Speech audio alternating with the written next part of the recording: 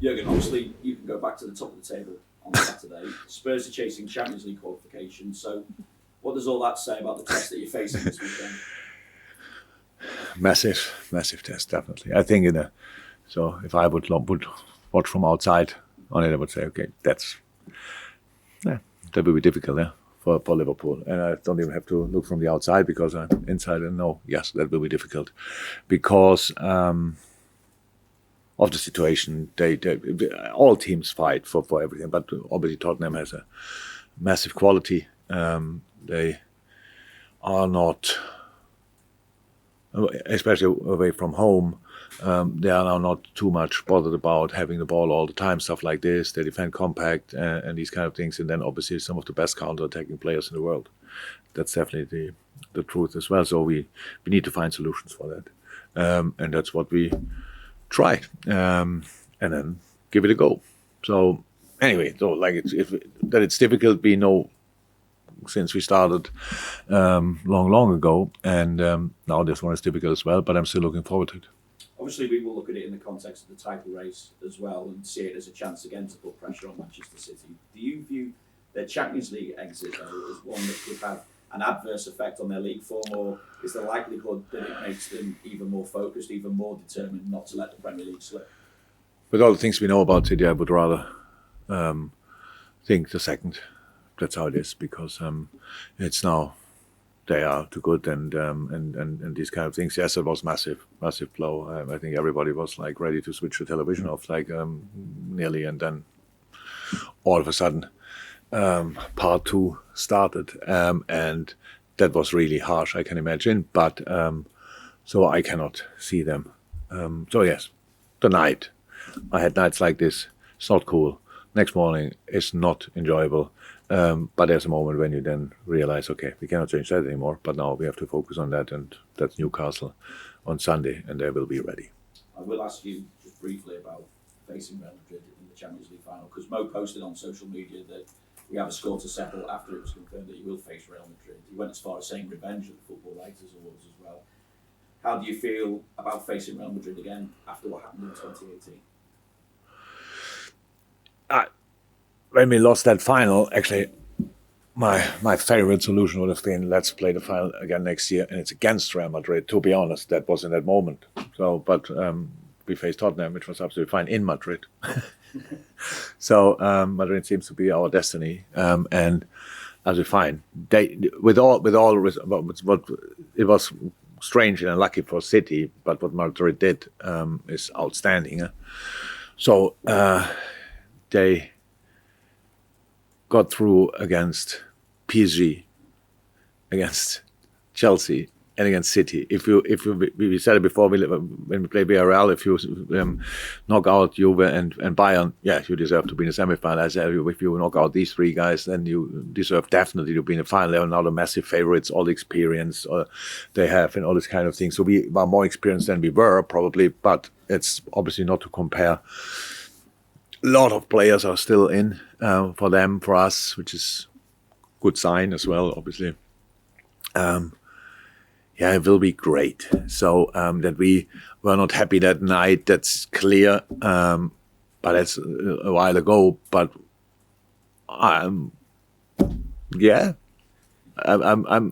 happy to go there and give it a try, to be honest. So but until then, a lot of games to play, and you will ask so many questions about Real Madrid between now and then. So I think we can stop here.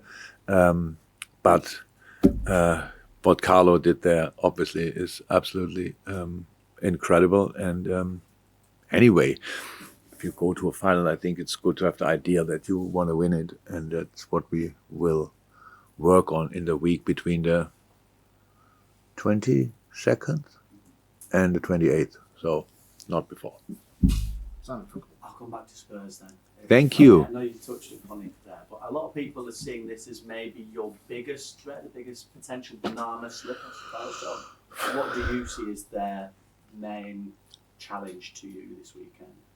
Quality of the opponent is the main. I actually think the challenge we faced in the last few weeks playing at Newcastle was now not an easy task, and especially 3 days after we played Villarreal, and these kind of between two Villarreal games, really, it was really not easy.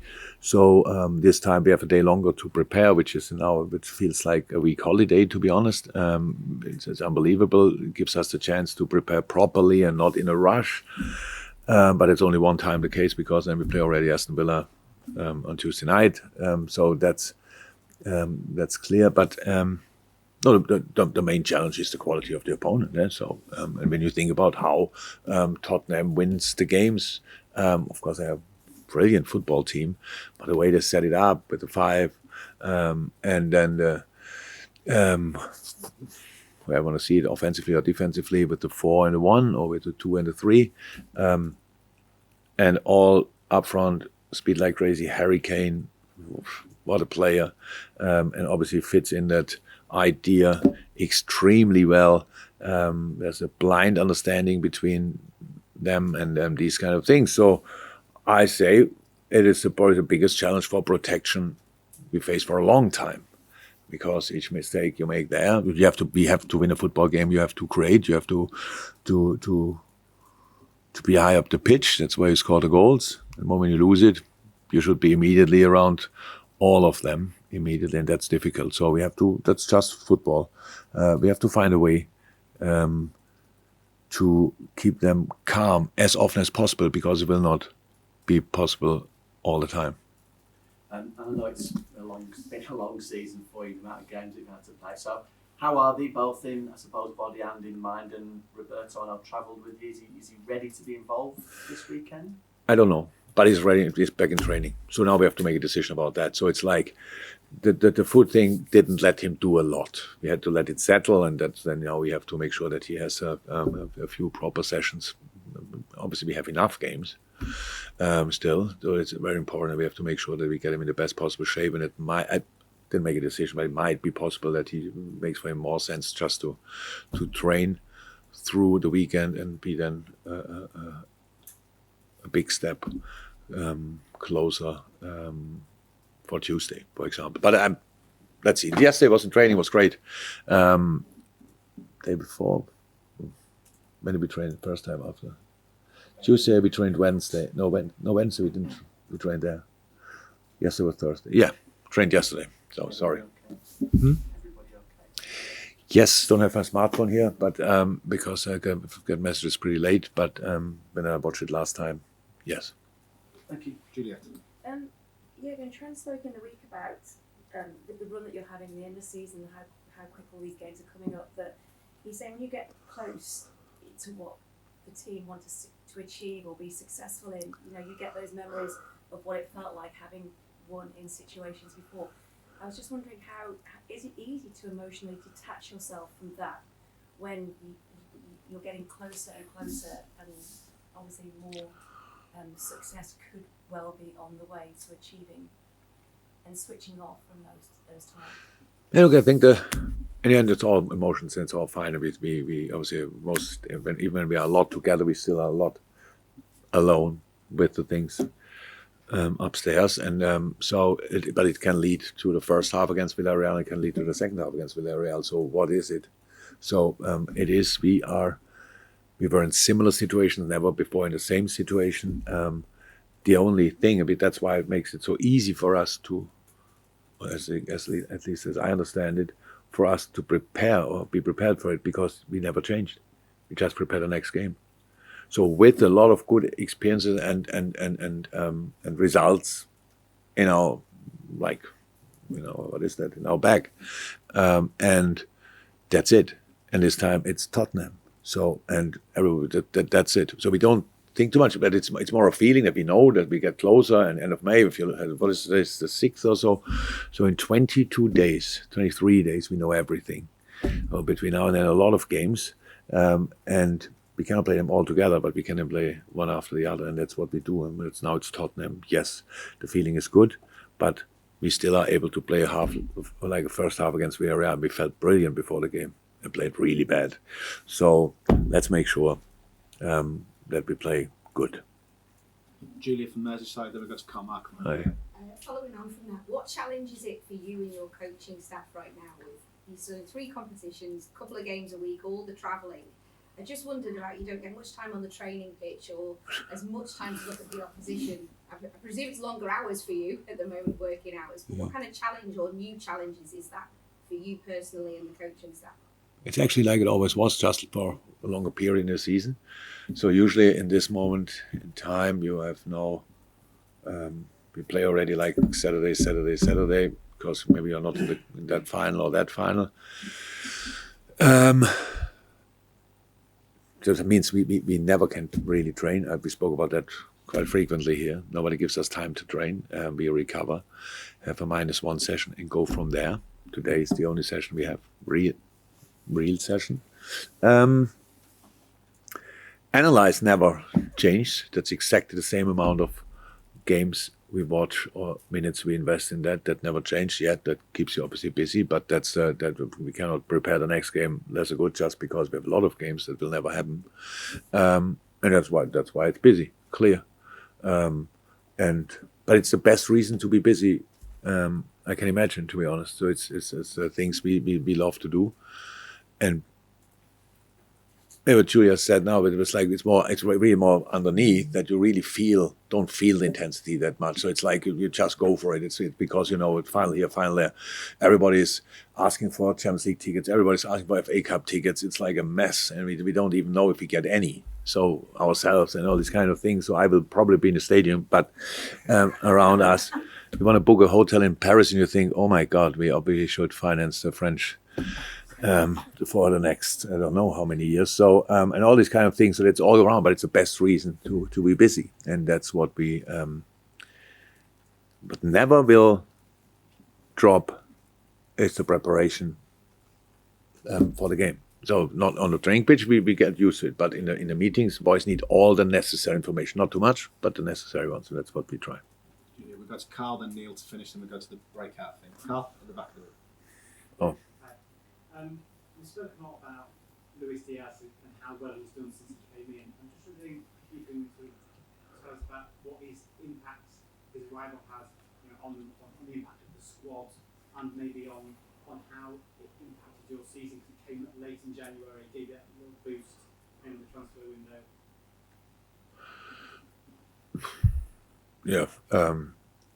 Yeah, unbelievable impact, clear, because I think each squad in the world there's enough space in each squad in the world for a world-class player. To be honest, and that's what Louis is. That's why we were so desperate to get him, and that's why we were so happy that we could have got him, and that's makes all the difference. So if you watch whatever. If you go through our games in the Champions League, playing the Champions League, when we played Porto, he was still there. So it's really strange. It's a really strange situation. Now it goes with us to the final, which is absolutely outstanding. You could see what it means to him. Yes, involving an outstanding player is good for each squad. It was good for us, definitely. Not only because we had the African Cup when the boys were not here, but because of that as well. So yeah. Really, thank God we made that decision, because it helped everywhere, and he is. So it's so much up to him, more than it was to other players, maybe, because he communicates really with everybody without really speaking the language. Okay, we have the Spanish fraction, that's no problem. They are really close. They helped him so much. Thiago, Fab, Ali, Bobby, all these kind of guys, a lot. Adrian is great in these aspects. But he's really close with Curtis. He's really close with Harvey. I have no idea how they talk, to be honest. But he's really close. It's just on an emotional basis they are like this, and they were after a week, and that's really strange. But it's up to him. Okay, so we've got a couple more cards. We've got Neil, and then we've got our visitors from DAZN in Japan, and then we go to the breakout. Yes, Neil. Hi. So yeah, in Villarreal, obviously going back out and slapping the fans that were in the away end. Obviously, it was not great weather over in Spain. Just wondered, this time of year, obviously they're going through so much money, so much energy. How much inspiration does that give you? It's so touching. I can't believe it. Honestly, it was. I thought the only difference in Villarreal was the rain was warm, but that was the only difference. The sky was grey and all these kind of things. We left here with the weather, then we arrived in Villarreal. There was a moment when we got really angry, all of us. I thought, what is that? But that's great. And now when you see, the ticket prices and all this kind of stuff, the amount of tickets you get only for the, I'm not sure. Did I read? Is it right that we get only 20,000? They get 20,000, 75,000 in. Yeah. That makes 35,000. What? Where are these tickets? So, but these tickets are really expensive. I cannot be more appreciative. I cannot be more thankful for what the people are doing. But unbelievable. I know it's massive what they ask for, and that's, if you want, the only bad thing about the journey we're in. To us, I really hope they all can make it somehow, and can create there. Of course, they will create an incredible atmosphere. It's nice. So if you don't get a ticket, so don't want to invite now people to Paris, but this time it's big enough. I did last time for Basel, and whole Switzerland was like this. But I think Paris is big enough that you can go there without a ticket and have a good time, behave yourself, but be in the best possible mood. So these kind of things, it's a great thing. And if you cannot go there, then watch it here in any kind of surrounding. It will be absolutely fantastic. But that's what I love about this game. It's really, the world will be red or white, but everybody will be either or. So, and that's really cool, and it makes it a proper final, obviously. And but it's difficult to get there. And whoever followed us all the time or only one time, I can only say thank you very much. You made it really special. That's how it is, because wherever we were, they made it our ground. The boys won all away games in this campaign, which is absolutely incredible. Yeah, because we had so much support wherever we were. Thanks. Final question then from Dazan Japan until we go to the breakout. Yes. Do you remember me? Yes. Dankeschön. Zwei Fragen. Yeah. どうでしょ Oh, good. Yeah. Fine. 指導者を目指す者にとって、これだけ強いチームを持つ監督に必要なものを3つ教えてください。I'm trying to become a football manager. You're such a prolific manager, and can you tell us three things that you value the most as a football manager? Wow. Can you believe? I was now a little bit. I was thinking, but again, what 3 things about becoming a football manager, or what you need to be a football manager, or what was it? What do you value the most? Qualities, I guess. Yeah. Qualities, yeah. Oh. Never thought about it really. Sorry. So that's the wrong start. If you want to become a football manager, you have to watch football like crazy. The rest you will realize later. So just watch football, coach teams, start wherever you are, which level, U15, U16, U10s, go out on the pitch and do exactly that. And the dreams come later. First you have to work. Second question? ドルトムントで香川とリバプールで南野と日本人と仕事していると思うんですけど、日本人の優れている点と彼らに求めているものは何ですか？ So you've been working with the Japanese players, Kagawa and Goldman and Minamino here. What do you think is a great quality about Japanese players? Why do you First and foremost, congratulations. Both are fantastic representatives, whatever, of Japan. Either with Shinji for me in Dortmund or Taki here.